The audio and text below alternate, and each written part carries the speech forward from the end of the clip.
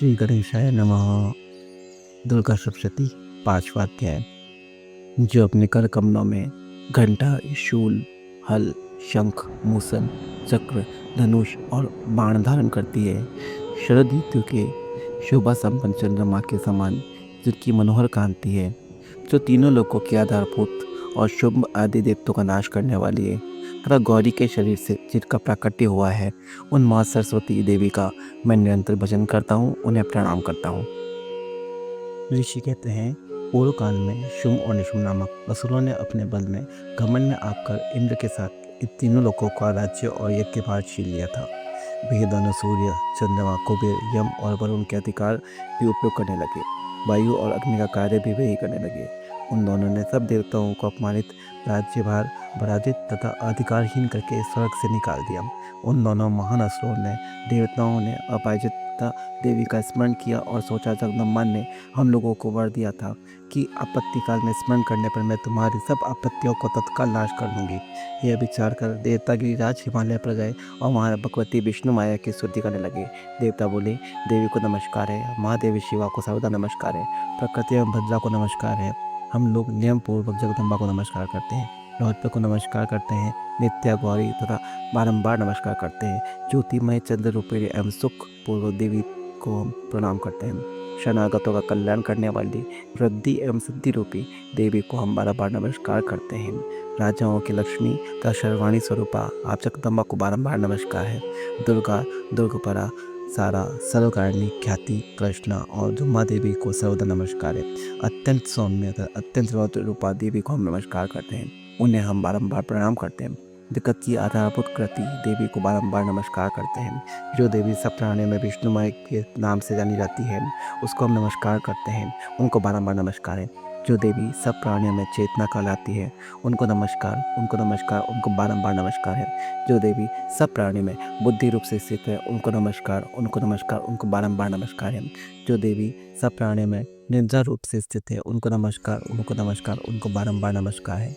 जो देवी सब प्राणियों में शुद्धा रूप से स्थित है, उनको नमस्कार, उनको नमस्कार, उनको बारंबार नमस्कार है। जो देवी सब प्राणियों में छाया रूप से स्थित है, उनको नमस्कार, उनको नमस्कार, उनको बारंबार नमस्कार है। जो देवी सब प्राणियों में शक्ति रूप से स्थित है, उनको नमस्कार, उनको नमस्कार, उनको बारंबार नमस्कार है। जो देवी सब प्राणियों में तृष्णा रूप से स्थित है, उनको नमस्कार, उनको नमस्कार, उनको बारंबार नमस्कार है। जो देवी सब प्राणियों में शांति, क्षमा रूप से स्थित है, उनको नमस्कार, उनको नमस्कार, उनको बारंबार नमस्कार है। जो देवी सब प्राणियों में जाति रूप से स्थित है, उनको नमस्कार, उनको नमस्कार, उनको बारंबार नमस्कार है। जो देवी सब प्राणियों में लज्जा रूप से स्थित है, उनको नमस्कार, उनको नमस्कार, उनको बारंबार नमस्कार है। जो देवी सब प्राणियों में शांति रूप से स्थित है, उनको नमस्कार, उनको नमस्कार, उनको बारंबार नमस्कार है। जो देवी सब प्राणियों में श्रद्धा रूप से स्थित है, उनको नमस्कार, उनको नमस्कार, उनको बारंबार नमस्कार है। जो देवी सब प्राणियों में कांति रूप से स्थित है, उनको नमस्कार, उनको नमस्कार, उनको बारंबार नमस्कार है। जो देवी सब प्राणियों में लक्ष्मी रूप से स्थित है, उनको नमस्कार, उनको नमस्कार, उनको बारंबार नमस्कार है। जो देवी सब प्राणियों में व्रति रूप से स्थित है, उनको नमस्कार, उनको नमस्कार, उनको बारंबार नमस्कार है। जो देवी सब प्राणियों में स्मृति रूप से स्थित है, उनको नमस्कार, उनको नमस्कार, उनको बारंबार नमस्कार है। जो देवी सब प्राणियों में दया रूप से स्थित है, उनको नमस्कार, उनको नमस्कार, उनको बारंबार नमस्कार है। जो देवी सब प्राणियों में दृष्टि रूप से स्थित है, उनको नमस्कार, उनको नमस्कार, उनको बारंबार नमस्कार है। जो देवी सब प्राणियों में माता रूप से स्थित है, उनको नमस्कार, उनको नमस्कार, उनको बारंबार नमस्कार है।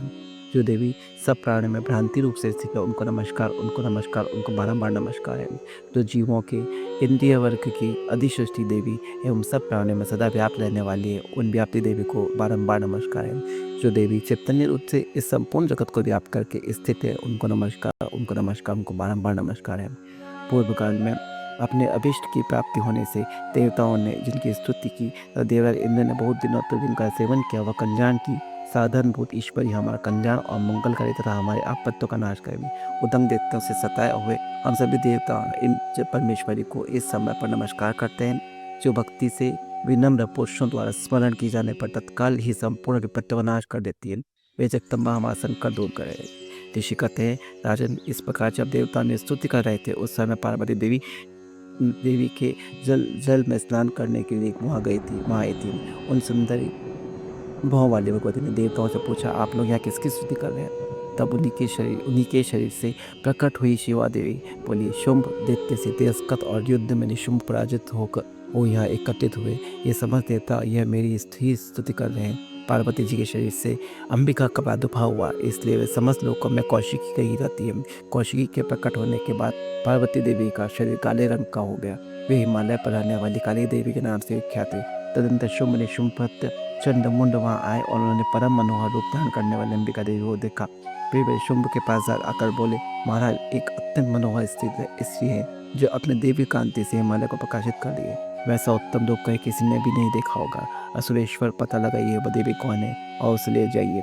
स्त्रियों में तो वह रत्न है, उसका प्रत्येक अंग बहुत ही सुंदर है तथा वह अपने अभिन्न अंगों से प्रभा से संपूर्ण दिशा में प्रकाश फैला रही है। दैत्यराज, अभी वह हिमालय पर ही मौजूद है, आप उसे देख सकते हैं। प्रभु, तीनों लोकों में मणि, हाथी और घोड़े आदि जितने भी रत्न हैं वे सब इस समय आपके घर में शोभा पाते हैं। हाथियों में रत्नभूत ऐरावत, यह पराजति का वृक्ष और यह उच्च शोभा घोड़ा, यह सब आपने इंद्र से ले लिया है। हंसों से जुता हुआ यह विमान भी आपके आंगन में शोभा पाता है। यह रत्नभूत अद्भुत विमान जो पहले ब्रह्मा जी के पास था, अब आपके अलग लाए रहे हैं। यह महापद्म नामक निधि आप कुबेर से छीन कर लेके आए हैं। समुद्र ने भी आपको कुजलिंग नामक माला भेंट की है, जो केसवा से सुशोभित है, जिसके कमल कभी कुमलाते नहीं है। सुवर्ण की वर्षा करने वाला वरुण का छत्र भी अब आपके घर में शोभा पा रहा है तथा यह श्रेष्ठ रथ जो पहले प्रजापति के अधिकार में था, अब आपके पास मौजूद है। दित्येश्वर मृत्यु की क्रांति नाम वाली शक्ति भी आपने छीन ली है। तथा वरुण का पाश और समुद्र में होने वाले सब प्रकार के रत्न आपके भाई विश्व के अधिकार में हैं। अग्नि ने भी स्वतः शुद्ध किए हुए 2 वस्त्र आपकी सेवा में अर्पित किए हैं। दैत्यराज, इस प्रकार सभी रत्न आपके एकत्र कर लिए हैं। फिर जो यह स्त्रियों में रत्न रूप कल्याणमय देवी है, इसे आप क्यों नहीं अपने अधिकार में लेते हैं? इसी कहते हैं। चंडमुंड का यह वचन सुनकर शुंभ ने महादेव सुग्रीव को दूत बनाकर देवी के पास भेजा और कहा, तुम मेरी आज्ञा से आप उसके सामने ये बातें कहना और ऐसा उपाय करना जिससे प्रसन्न होकर वह शीघ्र ही यहाँ आ जाए। वह दूत पर्वत के अत्यंत रमणीय प्रदेश में जहाँ देवी मौजूद थी हो गया और मधुर वाणी में कोमल वचन बोला। दूत बोला, देवी, तेरा शुभ इस समय तीनों लोकों के परमेश्वर है। मैं उन्हीं का भेजा हुआ दूत हूँ और ये तुम्हारे ही पास आया हूँ। उनकी आज्ञा सदा सब देवता एक स्वर से मानते हैं, कोई उनका उल्लंघन नहीं करता है। वो संपूर्ण देवताओं को परास्त कर चुके हैं। उन्होंने तुम्हारे लिए जो संदेश दिया है उसे सुनो। संपूर्ण त्रिलोकी मेरे अधिकार में, देवता भी मेरी आज्ञा के अधीन चलते हैं। संपूर्ण यज्ञों के भागों में ही मैं पृथक भोगता हूँ। तीनों लोकों में जितने शेष रत्न है वे सब मेरे अधिकार में। देवराज इंद्र का वाहन ऐरावत जो हाथियों में रत्न के समान है, मैंने छीन लिया है। क्षीर सागर का मंथन करने से जो अश्वत्थ उच्च शोभा प्रकट हुए थे, उसे देवताओं ने मेरे पैरों पर पकड़ कर समर्पित किया है। सुंदरी, उनके सिवा और भी जितनी रत्नभूत पदार्थ देवताओं, गंधर्वों और नागों के पास थे, सब मेरे पास है। देवी, हम लोग तुम्हें संसार के इष्टतम रत्न मानते, अतः तुम हमारे पास आ जाओ, क्योंकि रत्नों का उपभोग करने वाले हम ही हैं। चंचल कटाक्षों वाले सुंदरी, तुम मेरी या मेरे भाई महापराक्रमी शुंभ सेवा ना आ जाओ, क्योंकि तुम रत्न स्वरूपा हो। मेरा वर्ण करने से तुम न रही तो महान ऐश्वर्य की प्राप्ति होगी। अपनी बुद्धि से विचार करो, तुम मेरी पत्नी बन जाओ। ऋषि कहते हैं, दूत के यह कहने पर कल्याण में भगवती दुर्गा देवी जो इस जगत धारण करती है, मन ही मन गंभीर से मुस्कुराए और इस प्रकार बोले। देवी ने कहा, दूत, तुमने सत्य कहा, इसमें तनिक भी मिथ्या नहीं है। शुंभ तीनों लोगों का स्वामी है और निशुंभ भी उसी के समान पराक्रमी है, किंतु इस विषय में मैंने जो प्रतिज्ञा कर ली है उसे मिथ्या कैसे करूं? मैंने अपनी अल्प बुद्धि के कारण पहले से जो प्रतिज्ञा कर रखी है उसे सुनो। जो मुझे संग्राम में जीत लेगा, जो मेरे अभिमान को चूर्ण कर देगा और संसार में जो मेरे समान बलवान होगा, वह मेरा स्वामी होगा। इसे शुंभ अथवा महादित्य निशुंभ स्वयं ही यहाँ पधारे और मुझे जीतकर शीघ्र ही मेरा पाणी ग्रहण कर ले, इससे विलंब की आवश्यकता नहीं होगी। दूत बोले, देवी, तुम घमंड में भरी हो, मेरे सामने ऐसी बात न करो। तीनों लोकों में कौन ऐसा पुरुष है जो शुंभ और निशुंभ के सामने खड़ा हो सके? देवी, अन्य देवताओं के सामने सारे देवता युद्ध में नहीं ठहर सकते, फिर तुम अकेले स्थिर होकर कैसे ठहर सकते हो? जिन शुंभ आदि दैत्यों के सामने इंद्र आदि सब देवता भी युद्ध में खड़े नहीं रहते, उनके सामने तुम स्थिर होकर कैसे आओगी? इसलिए तुम मेरे ही कहने पर शुंभ निशुंभ के पास चली जाओ।